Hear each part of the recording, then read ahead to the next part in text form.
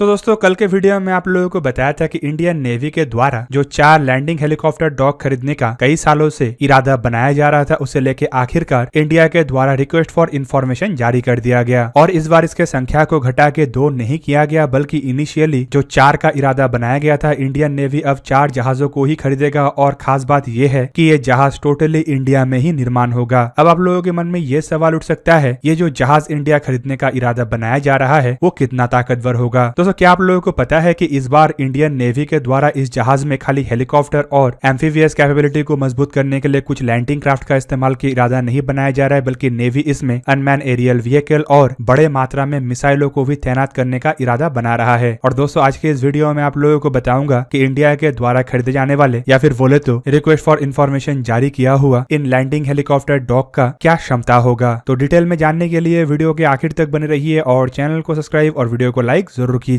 दोस्तों पहली बार भारत की तरफ से ऐसे जहाजों को खरीदने का इरादा तब बनाया गया जब 2004 में आए सुनामी के बाद इंडियन नेवी को एम्फीबियस जहाजों के कमियों के कारण से मुश्किलों का सामना करना पड़ा। दोस्तों 2004 में भारत की तरफ से अपने देश में आए इस प्रकोप से अपने लोगों को बचाने के अलावा कई सारे अन्य देशों में भी ह्यूमैनिटेरियन असिस्टेंस और डिजास्टर रिलीफ के काम को अंजाम दिया गया, जिनमें श्रीलंका, इंडोनेशिया, मालदीव जैसे देश भी शामिल है। और दोस्तों तब भारत को एहसास हुआ कि भारत के पास ऐसा कोई बड़े आकार का जहाज होना चाहिए जो ऐसे कामों को बेहतरीन तरीके से अंजाम दे सके, और इसीलिए ही ऐसे मल्टी रोल सपोर्ट वेसल के प्रोग्राम को लॉन्च किया गया ताकि भारत ऐसे डुअल परपोज जहाजों को खरीद सके जो लड़ाई के दरमियान दुश्मन के कोस्टल रीजन में टैंक, हेलीकॉप्टर और अपने ट्रूप्स को तो डिप्लॉय कर ही सके, साथ में जब लड़ाई ना हो तब ह्यूमैनिटेरियन असिस्टेंस, डिजास्टर रिलीफ या फिर लोगों की मदद के लिए इस्तेमाल हो सके। दोस्तों एक लैंडिंग हेलीकॉप्टर डॉग या फिर LHD असल में एक एम्फीबियस असॉल्ट शिप होता है जिसका इस्तेमाल दुश्मन के क्षेत्र के अंदर समुद्री रास्ते से ट्रूप्स और टैंकों को हेलीकॉप्टर और इसमें स्टोर किया हुआ लैंडिंग क्राफ्टों के द्वारा डिप्लॉय करने के लिए इस्तेमाल किया जाता है। दोस्तों 2004 के समय इंडियन नेवी के पास जो सबसे बड़े आकार के एम्फीबियस जहाज था वो असल में टैंक लैंडिंग शिप था, जो रिलेटिवली आकार में काफी छोटा होता है और लैंडिंग हेलीकॉप्टर डॉग के जैसे इतने कारगर भी नहीं होता। दोस्तों इस कमी को दूर करने के लिए 2007 में भारत के द्वारा एक बार प्रयास किया गया और तब भारत द्वारा अपने नेवी में INS जलेश्वर को एक एम्फीबियस असॉल्ट वेसल के रूप में शामिल किया गया। दोस्तों ये जहाज असल में पूर्व अमेरिकी जहाज था जिसे इंडिया के द्वारा अमेरिका से परचेज किया गया, पर उस समय अमेरिका के तरफ से ये शर्त रखा गया कि भारत इसका इस्तेमाल लड़ाई में नहीं कर सकता, मतलब प्योरली ये इंडियन नेवी के द्वारा डिजास्टर रिलीफ के लिए ही खरीदा गया था। और दोस्तों फिर से एक बार इंडियन नेवी के इस कमी को दूर करने के लिए प्रयास शुरू किया गया और प्रयास के तहत 4 लैंडिंग हेलीकॉप्टर डॉगों को खरीदने के लिए डोमेस्टिक शिपयार्डों को रिक्वेस्ट फॉर इंफॉर्मेशन जारी किया गया। दोस्तों ये पहली बार नहीं था कि इंडियन नेवी की इस आवश्यकताओं को पूरा करने के लिए रिक्वेस्ट फॉर इंफॉर्मेशन जारी किया गया हो। इससे करीबन 1 दशक पहले भी ऐसा ही प्रयास किया गया था और वो प्रयास में भी 4 लैंडिंग हेलीकॉप्टर डॉग का जिक्र था, पर दोस्तों ये प्रयास आगे नहीं बढ़ पाया और पिछले साल मतलब 2020 में इंडियन नेवी के द्वारा इसे एक तरीके से स्क्रैप कर दिया गया। दोस्तों स्क्रैप करने के पीछे कई सारे तथ्य था, जिनमें सबसे प्रमुख कारण था कि उस समय इशू किया गया रिक्वेस्ट फॉर इंफॉर्मेशन के मुताबिक इंडिया को जैसा जहाज चाहिए वो अब 1 दशक में वो आवश्यकता परिवर्तित हो चुका है और अब इंडियन नेवी को करीबन 30 से 40 हजार टन वाले भारी भरकम जहाजों की आवश्यकता है। इवन दोस्तों तब ये भी जिक्र किया गया कि फाइनेंशियल कारणों की वजह से शायद इंडिया 4 ऐसे जहाजों को अपने बेड़े के लिए खरीद ना सके, बल्कि इसकी जगह में 2 जहाजों को खरीदेगा। पर आखिरकार इस सवाल को भी साफ करते हुए इंडियन नेवी के द्वारा 4 जहाजों के रिक्वेस्ट फॉर इंफॉर्मेशन ही जारी किया गया। दोस्तों फिलहाल ये रिक्वेस्ट फॉर इंफॉर्मेशन को लेके ज्यादा कुछ जानकारी अवेलेबल नहीं है, पर अगर प्राइस को देखा जाए तो पहले का जो टेंडर था, मतलब 1 दशक पुराने जो टेंडर था उसके मुताबिक 4 जहाजों का कीमत $2 बिलियन के रेंज के अंदर है। अब इन 4 जहाजों को भारत के द्वारा कितने पैसे में खरीदा जाएगा या कितने पैसे में भारत में निर्माण किया जाएगा, इसका खुलासा अब तक नहीं हुआ। दोस्तों इस बार जो रिक्वेस्ट फॉर इंफॉर्मेशन जारी किया गया इसमें कई सारे परिवर्तन हैं, खास करके जहाज के वजन नहीं बल्कि इसके अलावा जहाज में इस्तेमाल होने वाले हथियारों में भी परिवर्तन किया गया है। दोस्तों पहले के मुकाबले में जहाँ पे ये जहाज ज्यादा भारी भरकम होगा तो वहीं पे एक्सपेक्ट किया जा रहा है कि इसका कारण जहाज में बढ़े हुए नया कैपेबिलिटीज है। रिपोर्टों के मुताबिक इस बार जो रिक्वेस्ट फॉर इंफॉर्मेशन जारी किया गया है उसमें जहाजों में हेलीकॉप्टर और लैंडिंग क्राफ्टों के इस्तेमाल के अलावा अनमैन एरियल व्हीकल और मिसाइलों के इस्तेमाल का भी बात कहा गया है। इवन इसे अनमैन एरियल व्हीकलों के मदरशिप के रूप में भी दर्शाया जा रहा है और साथ में ये भी जिक्र किया गया है कि भविष्य के अनमैन एरियल वॉरफेयर को नजर में रखते हुए जहाजों को ऐसा होना चाहिए कि भविष्य के ऐसे अनमैन एरियल व्हीकलों को भी ये जहाज कैरी कर सके। दोस्तों रिपोर्टों के मुताबिक रिक्वेस्ट फॉर इंफॉर्मेशन में जहाज के जिन स्पेसिफिकेशनों के बारे में जानकारी दिया गया है उनमें जहाज का लंबाई कम से कम 200 मीटर होना चाहिए। साथ में ये जहाज के पास कम से कम 900 ट्रूप्स को कैरी करने का क्षमता होना चाहिए। और हैरान करने का बात यह भी है कि जहाज में 16 सरफेस टू सरफेस मिसाइलों को लॉन्च करने के कैपेबिलिटी का बात भी रिक्वेस्ट फॉर इंफॉर्मेशन में रखा गया। ट्रेडिशनली अगर देखा जाए तो वेस्टर्न देशों के ऐसे जहाजों के पास ऐसा ऑफेंसिव कैपेबिलिटीज नहीं होता है। खास करके ये जहाज ट्रूप्स को लैंड करता है और थोड़ा बहुत अपना हवाई सुरक्षा कर सकता है, पर ऑफेंसिवली मिसाइलों को दागने का क्षमता वेस्टर्न देशों के जहाजों में नहीं होता। दोस्तों खाली ऑफेंसिव नहीं बल्कि डिफेंसिव कैपेबिलिटी को भी काफी मजबूत रखने का बात रिक्वेस्ट फॉर इंफॉर्मेशन में उठाया गया है और जिनके मुताबिक जहाज में कम से कम 32 short range surface to air मिसाइलों को दागने के लिए वर्टिकल लॉन्चिंग सिस्टम होना चाहिए, जबकि इसके अलावा 4 क्लोज इन वेपन सिस्टमों को भी इंस्टॉल करने का कैपेबिलिटी होना चाहिए और भविष्य में ऐसे क्लोज इन वेपन सिस्टमों को डायरेक्ट एनर्जी वेपन मतलब लेजर वेपनों के द्वारा भी रिप्लेस करने का क्षमता होना चाहिए। इसके अलावा छोटे हथियार जैसे कि मीडियम मशीन गन और लाइट मशीन गन भी जहाज में इस्तेमाल करने का बात कहा गया। दोस्तों डायरेक्ट एनर्जी वेपन के बात सुनते ही आप लोगों के मन में ये भी सवाल उठा होगा कि भारत के द्वारा ऐसे जहाज में डायरेक्ट एनर्जी वेपन या फिर लेजर वेपन इस्तेमाल का असल इरादा क्या होगा। तो आपके जानकारी के लिए बता दूं कि क्लोज इन वेपन सिस्टमों को अगर ऐसे हथियारों से रिप्लेस किया जाएगा तो यह आवश्यक एक एयर डिफेंस प्रणाली के रूप में ही इन जहाजों में इस्तेमाल होगा। दोस्तों जहाजों के वजन को बढ़ने के साथ साथ जहाज के अंदर के कैपेबिलिटी को भी पहले के मुकाबले बढ़ाया गया है और रिक्वेस्ट फॉर इंफॉर्मेशन के मुताबिक इन जहाजों के पास कम से कम 6 भारी वजन के मेन बैटल टैंकों को कैरी करने का क्षमता होना चाहिए, जबकि इसके अलावा इसमें 20 AAV मतलब एम्फीबियस आर्मर्ड व्हीकल या फिर BMP क्लास के आर्मर्ड व्हीकलों को कैरी करने का क्षमता के साथ साथ 60 हैवी ट्रक या फिर हैवी ट्रक और लाइट मोटर व्हीकल के कॉम्बिनेशनों को कैरी करने का क्षमता होना चाहिए। और ऐसे इक्विपमेंटों को जहाज से दुश्मन के तट तक डिप्लॉय करने के लिए जहाज के पास लैंडिंग क्राफ्ट का भी क्षमता होना चाहिए जो जहाज के बिलो डेक में स्टोर होगा और वहां से लॉन्च भी किया जा सकेगा। दोस्तों इसके अलावा जहाज के जो हेलीकॉप्टर के ग्रुप के बारे में फिलहाल जानकारी पब्लिक हुआ है उसके मुताबिक इंडियन नेवी चाहता है कि इन जहाजों के पास कम से कम 14 हेलीकॉप्टरों को कैरी करने का क्षमता होना चाहिए, जिनमें 2 हैवी क्लास के हेलीकॉप्टर जो करीब करीब 40 टन के मैक्सिमम टेक ऑफ वेट वाला हेलीकॉप्टर होगा, जबकि 12 स्पेशल ऑपरेशनल हेलीकॉप्टर मतलब मीडियम क्लास के हेलीकॉप्टर हो सकता है। मीडियम हेलीकॉप्टरों को हल्के वजन के इक्विपमेंट और ट्रूप्स को जहाज से दुश्मन के क्षेत्र के अंदर डिप्लॉय करने के लिए इस्तेमाल किया जाएगा, जबकि भारी वजन के हेलीकॉप्टरों को भारी भरकम सामान जैसे कि ट्रक मिसाइल सिस्टम इन्हें डिप्लॉय करने के लिए इस्तेमाल किया जाएगा। दोस्तों इसके अलावा और एक खास बात यह है कि इस बार ऐसे जहाजों में अनमैन एरियल व्हीकलों के कैपेबिलिटीज को लेकर काफी अधिक जोर दिया गया है और रिपोर्टों के मुताबिक ऐसे जहाज का सबसे बड़ा खासियत ये होना चाहिए कि इसके पास शिप बॉर्न अनमैन एरियल व्हीकलों को कैरी करने का क्षमता होना चाहिए जो एयर सरफेस और अंडर वाटर हर तरीके के ऑपरेशनों को अंजाम देने लायक अनमैन एरियल व्हीकल हो। दोस्तों पहली बार जब इंडिया के द्वारा ऐसे जहाजों को खरीदने के लिए 1 दशक पहले अपना इच्छा प्रकट किया गया था, तब भी कई सारे देशों की तरफ से भारत के सामने अपने जहाजों का ऑफर रखा गया था, जिनमें अमेरिका से शुरू करके फ्रांस और स्पेन जैसे देश तो शामिल है ही, साथ में इंडिया का सदाबहार डिफेंस इक्विपमेंट सप्लायर मतलब रशिया भी शामिल है। दोस्तों फिलहाल अगर देखा जाए तो इस रेस में सबसे मजबूत दावेदार के रूप में फ्रांस के जहाज को ही देखा जा रहा है, क्योंकि ये काफी हद तक इंडिया के आवश्यकताओं को पूरा कर सकता है, पर जहाज का वजन इतना नहीं है कि ये 40,000 टन के रिक्वायरमेंट को पूरा कर सके। दूसरी तरफ जब रशिया फ्रांस के इन जहाजों को खरीदने में नाकाम रहा, तब रशिया की तरफ से भी अपना ऐसा ही सेम कैटेगरी के जहाजों को निर्माण करना शुरू किया गया। फिलहाल रशिया अपने बेड़े के लिए ऐसे 2 जहाजों का निर्माण कर रहा है, इसलिए रशिया को भी एक मजबूत दावेदार के रूप में देखा जा रहा है। दोस्तों अगर देखा जाए तो ये भारत के लिए चाइना के टाइप 75 जैसे एम्फीबियस जहाजों का एक मुंह तोड़ जवाब होगा, जिसे हाल ही में ही चाइना के द्वारा अपने नेवी के लिए लॉन्च किया गया। चाइना का ये जहाज भी 40,000 टन का है और ये बड़े संख्या के ट्रूप्स और टैंक्स को कैरी करने का क्षमता रखता है। और दोस्तों इसी वजह से भारत को अब ऐसे जहाजों की आवश्यकता काफी अधिक है और माना जा रहा है कि जिस तरीके से इंडिजीनियस शिपयार्डों में ही इन जहाजों के निर्माण का जिम्मेदारी दिया गया है, उससे आने वाले समय में भारत को ऐसे जहाज निर्माण करने का एक्सपीरियंस और टेक्नोलॉजी दोनों ही हासिल होगा, जो भविष्य के भारत के ऐसे रिक्वायरमेंट को टोटल इंडिजीनियस तरीके से पूरा कर सकेगा। तो दोस्तों ये था आज का वीडियो। अगर आपको वीडियो अच्छा लगा तो इसे लाइक कीजिए और मेरे चैनल को सब्सक्राइब कीजिए और साथ में बना हुआ बेल आइकन को भी प्रेस कर दीजिए ताकि आप मेरा वीडियो देख पाए सबसे पहले। जय हिंद।